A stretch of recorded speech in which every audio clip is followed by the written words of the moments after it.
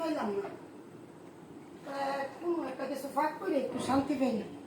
আজকে মুরগির তরকারি ফাঁক করছি, মাছের ভুনা করছি, সব করে একটা মাথা দিছিলাম যে মাথাটা খাইয়াম। এখন যায়াতে এই মাথাটা অনেকটা কেমন লাগে মিজাজটা খায়া লাগছে। অহন কিছু কইতে পারি না, কিছু কই তখন ওই স্বামীর বইনা কইব আমার ভাইয়ের ঠাকাইছি, ভাইয়ে কইব ভাইয়ের ঠাকাইছি, মা কইব সন্তানের ঠাকাইছি। আমি কি কইয়াম, আমি ঠাট্টা খাইছি কইয়াম। আমি তোর বাপ ভাইয়ের টাকা দিয়া খাই না, আমার বাপ ভাইয়ের টাকাও নাই, তাই আমার কোনো অহংকারও নাই, কোয়ারও নাই।